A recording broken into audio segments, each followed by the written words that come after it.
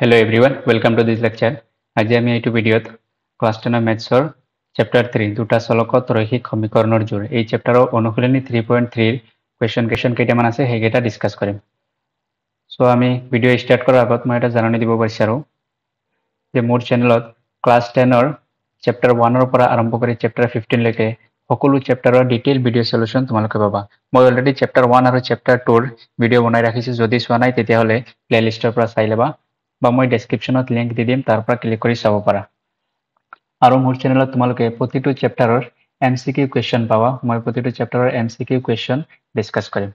আৰু এটা জাননী হ'ল যে মোৰ এটা হোৱাটছআপ গ্ৰুপ আছে, এই গ্ৰুপটো তোমালোকে এই স্কেনাৰটো স্কেন কৰি জইন কৰিব পাৰিবা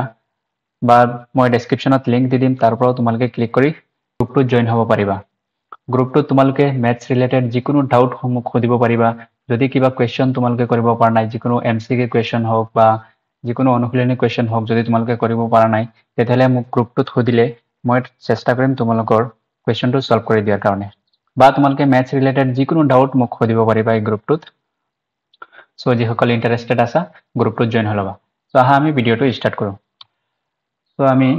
অনুশীলনী 3.3 ৰ কুৱেশ্যন নম্বৰ 3 ৰ 4 নম্বৰ কুৱেশ্যনটো কৰিম। সো আমাৰ এই 4 নম্বৰ কুৱেশ্যনত কি দিছে চোৱা, এখন চহৰত টেক্সি ভাড়াত এটা নিৰ্দিষ্ট ভাড়াৰ লগত অতিক্ৰম কৰা দূৰত্বৰ ভাড়াটো লগ লাগি থাকে।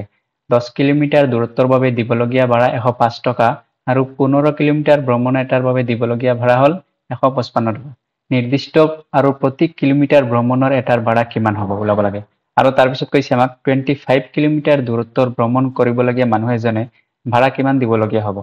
তাৰমানে কি কৈছে চোৱা, এখন চহৰত কি হয়, মানে এটা নিৰ্দিষ্ট ভাড়া থাকে। তুমি গাড়ীত উঠিলে এই নিৰ্দিষ্ট ভাড়াটো দিবই লাগিব, আৰু তাৰ পিছত যিমান কিলোমিটাৰ যাবা তুমি সেই প্ৰতি কিলোমিটাৰ হিচাপত তোমাৰ ভাড়াটো এড হৈ থাকিব। এতিয়া যদি এজন মানুহ 10 কিলোমিটাৰ যায় তেতিয়া ই কিমান দিয়ে, 105 টকা দিয়ে। তাৰমানে এটা নিৰ্দিষ্ট ভাড়া দিয়ে আৰু তাৰপিছত প্ৰতি কিলোমিটাৰত এড হৈ টোটেল হৈছে 10 কিলোমিটাৰত 105 টকা। এইটো হ'ল 10 কিলোমিটাৰত 105 টকা দিছে। আৰু এজন মানুহ কি কৈছে 15 কিলোমিটাৰ যদি হৈছে তেতিয়াহ'লে কিমান ভাড়া দিব, 155 টকা ভাড়া দিবলগীয়া হৈছে। এতিয়া আমি কি কৰিব লাগিব, আমি নিৰ্দিষ্ট ভাড়াটো ওলাব লাগিব আৰু তাৰপিছত প্ৰতি কিলোমিটাৰৰ ভাড়া কিমান হ'ব। সো চোৱা আমি এইটো কেনেকৈ কৰিম। প্ৰথমত কি কৰা, যিহেতু আমি নিৰ্দিষ্ট ভাড়া কিমান এইটো নাজানো, সো লিখা ধৰা হ'ল নিৰ্দিষ্ট ভাড়া,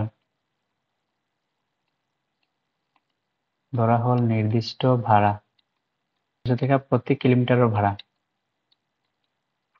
এতিয়া চোৱা কুৱেশ্যনত চোৱা, একৰ্ডিং টু কুৱেশ্যনত কি দিছে, যদি এজন মানুহ 10 কিলোমিটাৰ যায় তেতিয়াহ'লে কিমান ভাড়া দিয়ে, 105 টকা। 10 কিলোমিটাৰ গ'লে তাৰমানে প্ৰথম এটা নিৰ্দিষ্ট ভাড়া দিব আৰু তাৰপিছত 10 কিলোমিটাৰৰ ভাড়া দিব। এই দুইটা মিলি কিমান দিছে, 105 টকা। তাৰমানে কি হৈছে, নিৰ্দিষ্ট এটা ভাড়া দিছে আৰু তাৰপিছত প্ৰতি কিলোমিটাৰৰ ভাড়া y টকা, 10 কিলোমিটাৰ গৈছে, চ' 10 × y = কিমান দিছে টোটেল, 105 টকা। তাৰপিছত চোৱা 15 কিলোমিটাৰ গৈছে, তাৰমানে এটা নিৰ্দিষ্ট ভাড়া দিছে আৰু তাৰপিছত 15 কিলোমিটাৰ গৈছে, 15 × y হ'ব কিমান দিছে, 155 টকা, 155। এইটো চোৱা নিৰ্দিষ্ট কিলোমিটাৰৰ ভাড়া আৰু তাৰপিছত 10 কিলোমিটাৰ গৈছে, দুইটা যোগ কৰি 105 টকা। তাৰপিছত নিৰ্দিষ্ট কিলোমিটাৰৰ ভাড়া আৰু 15 কিলোমিটাৰ গৈছে, তাৰমানে 155 টকা। এতিয়া আমি ইয়াৰ পৰা চোৱা দুটা ইকুৱেশ্যন পাই গৈছোঁ। এই দুইটা ইকুৱেশ্যনৰ পৰা আমি কি কৰিব পাৰিম, x আৰু y ৰ ভেলু আমি ওলাব পাৰিম। কেনেকৈ উলিয়াম চোৱা, প্ৰতিস্থাপন পদ্ধতিৰে কৰিব পাৰা। চোৱা প্ৰতিস্থাপন পদ্ধতিৰে কৰি দিয়া। এতিয়া চোৱা ইকুৱেশ্যন 1 ৰ পৰা x ৰ মান লিখা। ইকুৱেশ্যন 1 ইমপ্লাইজ কি কৰিবা, x = কিমান হ'ব, 105 + 10y আছে, এইটো চাইডত গ'লে -10y। এইটো দি দিয়া কিমান, ইকুৱেশ্যন 3। এতিয়া চোৱা কি কৰিবা, এই x ৰ মান ইকুৱেশ্যন 2ত বহুৱাবা। ইকুৱেশ্যন 2ত বহুৱাই পাওঁ। তো ইকুৱেশ্যন 2ত কি আছে, x + 15y = 155। এতিয়া এই x ৰ জেগাত আমি কি বহুৱাম, 105 - 10y। তো 105 - 10y আৰু কি আছে চোৱা, +15y আছে, +15y = 155। so +15y দিয়া, +15y = 155। এতিয়া ইয়াৰ পৰা চোৱা -10y + 15y কিমান হ'ব, 5y = এই 105 এইটো চাইডত যাব, 155 - 105। চোৱা এইটো কিমান হ'ব, 155 - 105 কিমান হ'ব, 50। আৰু এইটো কি আছে, 5y। ইয়াৰ পৰা y = কিমান হ'ব চোৱা, 50/5। 5 × 5 = 5, 10 × 50। তো y = কিমান হ'ল, 10। এতিয়া x ৰ মান উলিয়াই দিয়া। গতিকে x ৰ মান আমি ক'ৰ পৰা পাম, x ৰ মান আমি যদি ইয়াতে y এৰ মান বহুৱাই দিওঁ তেতিয়াহ'লে আমি x এর মান পাই যাম সো এটাত বহাই দিয়া x কিমান আছে চোৱা 105 minus 10y লিখা এটাকে equation 3 implies x equals to কিমান হ'ব 105 minus of 10y 105 minus of 10y so 105 minus of 10 into y কিমান 10 so 105 minus of 10 into 10 কিমান 100 105 minus 100 কিমান হ'ব only 5 এতিয়া লিখা এটাকে x কিমান x equals to 5 আৰু y equals to কিমান 10 ওলাইছে এতিয়া আমি x কি ধৰিছিলো নিৰ্দিষ্ট ভাড়া x ধৰিছিলো তো এটাকে নিৰ্দিষ্ট ভাড়া কিমান 5 টকা আৰু প্ৰতি কিলোমিটাৰৰ ভাড়া কিমান হ'ব 10 টকা এতে লিখি দিয়া এটাকে নিৰ্দিষ্ট ভাড়া এটাকে নিৰ্দিষ্ট তাৰ পিছত চোৱা কি কৈছে যদি 25 কিলোমিটাৰ দূৰত্ব ভ্ৰমণ কৰিবলগে মানুহে জেনে কিমান ভাড়া দিব লাগিব 25 কিলোমিটাৰ দূৰত্ব যদি ই ভ্ৰমণ কৰে তেতিয়া ভাড়া কিমান দিব তাৰ মানে এটা নিৰ্দিষ্ট ভাড়া x দিব লাগিব প্লাস 25 into y এইটো উলিয়াব লাগে আমাৰ x আমি উলাইছো সব 5 টকা নিৰ্দিষ্ট ভাড়া হল 5 টকা প্লাস 25 into y কিমান 10 ইকুয়ালস টু কিমান হ'ব সো 5 plus 25 into 10 কিমান হ'ব 250 আৰু 250 plus 5 কিমান হ'ব 255 টকা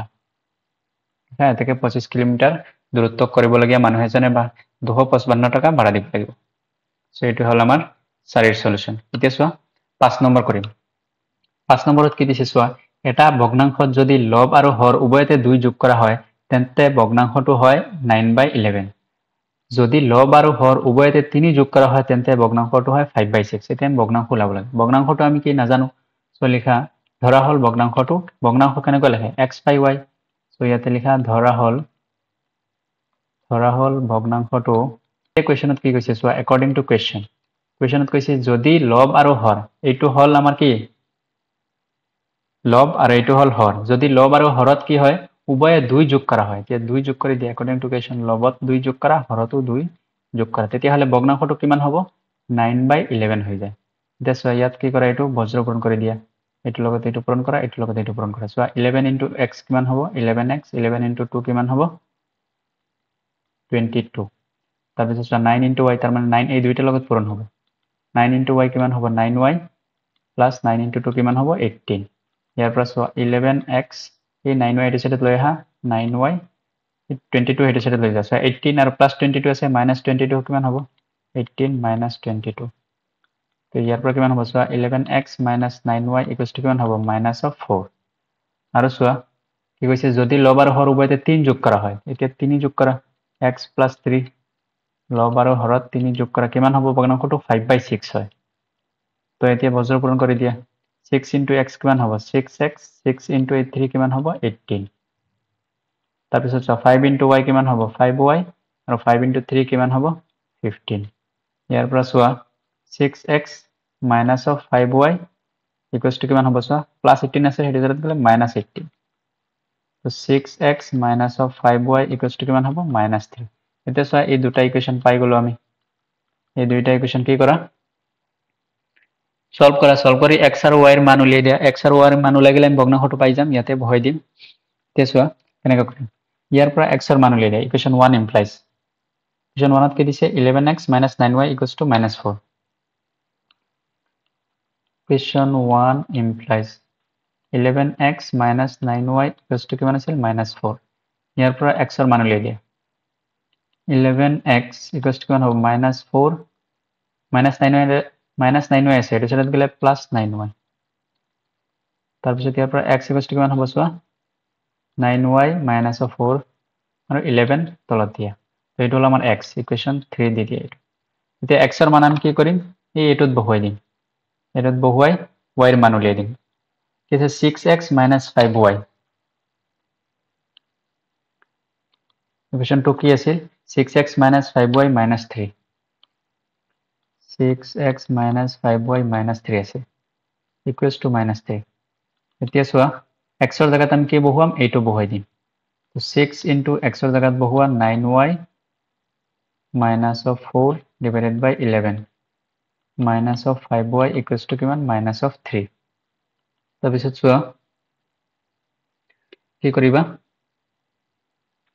11 আছে চোৱা ইয়াত তলত 11 আছে কি কৰা 11 দি সবক পূৰণ কৰি দিয়া কি হৈ যাব 11 কেনসেল হৈ যাব ইয়াত চোৱা 11 যদি পূৰণ কৰি দিও ইয়াতো 11 পূৰণ কৰা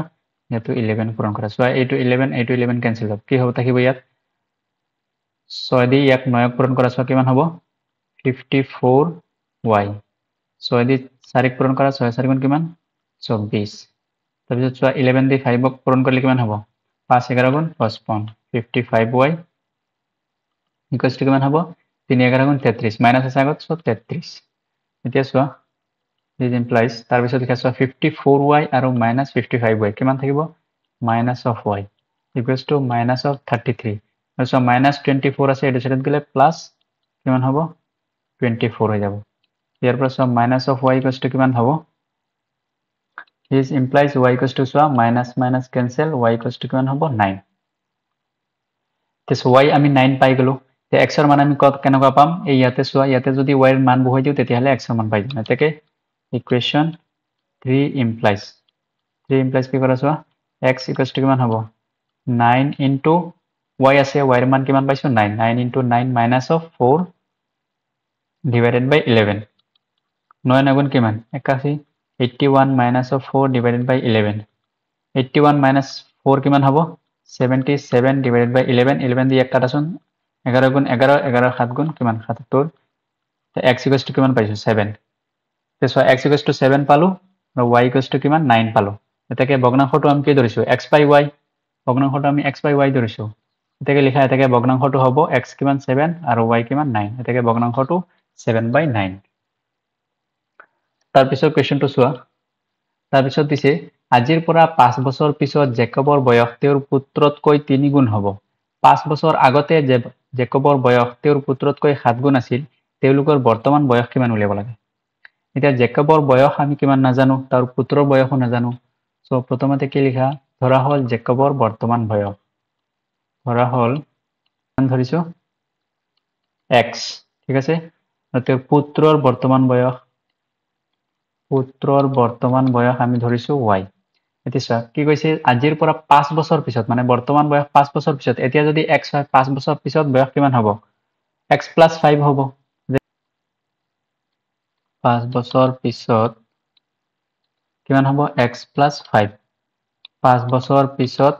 পুত্ৰৰ বয়স কিমান হ'ব y + 5 আৰু 5 বছৰ আগত জেকবৰ বয়স কিমান x - 5 এতিয়া যদি x হয় 5 বছৰ আগত ইয়াৰ কিমান বয়স আছিল সাপোজ ধৰা ইয়াত তোমাৰ বয়স এতিয়া 20 বছৰ 5 বছৰ আগত তোমাৰ বয়স কিমান হ'ব তাৰ মানে 20 - 5 কিমান হ'ব 15 হ'ব আৰু 5 এতিয়া বয়স 20 হয় 5 বছৰ পিছত তোমাৰ বয়স কিমান হ'ব 20 + 5 তাৰ মানে 25 বছৰ হ'ব এনেকুৱা 5 বছৰ পিছত তেওঁৰ বয়স আছিল x + 5 হ'ব আৰু 5 বছৰ আগত তেওঁৰ বয়স আছিল x - 5 সেম তেনেকুৱা 5 বছৰ আগত পুত্ৰৰ বয়স 5 বছৰ আগত পুত্ৰৰ বয়স কিমান হ'ব y - 5 এতিয়া চোৱা according to questionত কি কৈছে চোৱা আজিৰ 5 বছৰ পিছত জেকবৰ বয়স তেওঁৰ পুত্ৰৰ বয়সতকৈ 3 গুণ বেছি 3 গুণ হ'ব ঠিক আছে পুত্ৰৰ বয়স 5 বছৰ পিছত কিমান y + 5 তাৰ মানে x + 5 এটা ইকুৱেশ্যন হ'ব তে লিখা according to question x + 5 5 বছৰ পিছত জেকবৰ বয়স পুত্ৰৰ বয়সতকৈ কিমান 3 গুণ বেছি 3 গুণ বেছি সেইকাৰণে 3 পূৰণ হৈ আছে ঠিক আছে আৰু এটা কি কৈছে চোৱা 5 বছৰ আগতে জেকবৰ বয়স 5 বছৰ আগতে জেকবৰ বয়স কি কৈছে পুত্ৰতকৈ 7 গুণ বেছি আৰু হ'ব কিমান 5 বছৰ আগত তাৰ মানে x - 5 = কিমান হ'ব 7 গুণ বেছি যেহেতু y - 7 * y - 5 তো এতিয়া এই দুইটাৰ পৰা সমীকৰণ সজাই লিখাচোন ঠিক আছিল চোৱা x + 5 = কিমান আছিল 3 * y + 5 আছিল এতিয়া চোৱা ইয়াৰ পৰা কিমান হ'ব x + 5 3 ইয়াৰ লগত পূৰণ কৰিলে কিমান হ'ব 3y আৰু +3y আছে এইটো সাইডত আহিলে -3y = 3 5 গুণ কিমান 15 ইয়াৰ পৰা চোৱা x - 3y 15 আৰু +5 আছে এইটো সাইডত গলে কিমান হ'ব -5 15 - 5 কিমান হ'ব 10 হ'ব এইটো হল আমাৰ ইকুৱেশ্যন 1 আৰু এটা ইকুৱেশ্যন কি আছিল x - 5 = কিমান হ'ব 7 * y - 5 এতিয়া চোৱা x - 5 এই 7 * y কিমান হ'ব +7y এইটো সাইডত আহিলে -7y হ'ব = 7 into 35 কিমান minus 35 যেহেতু so 7 into minus 5 আছে so minus 35 so x minus of 7y equals to minus 35 so minus 35 minus 5 আছে এটো সাথে গলে plus 5 হ'ব x minus of 7y equals to কিমান হ'ব minus 35 plus 5 তাৰ মানে minus 30 এটো হল আমাৰ ইকুৱেশ্যন 2 এতিয়া সো ইয়াৰ পৰা x ৰ মান লৈ দিয়া ইকুৱেশ্যন 1 implies প্ৰতিস্থাপন পদ্ধতিৰে কৰি দিয়া ইকুৱেশ্যন 1 implies ইকুৱেশ্যন 1 ইমপ্লাই কৰিলে কি হ'ব x equals to কিমান হ'ব 10 minus 3y আছে এটো সাথে আহিলে plus 3y এটো দিয়া ইকুৱেশ্যন 3 এতিয়া x ৰ মান ইকুৱেশ্যন 2 ত বহাই লিখা x ৰ মান ইকুৱেশ্যন 2 ত বহুৱাই পাও ইকুৱেশ্যন 2 ত বহুৱাই পাও কি কৰিম চোৱা ইয়াত x ৰ জাগাত আমি কি বহুৱাম 10 plus 3y বহুৱাম ইকুৱেশ্যন 2 কি আছে x মানে 10 plus 3y তাৰ পিছত কি আছে -7y ইকুৱেশ্যন টু কিমান -30 তাৰ পিছত চোৱা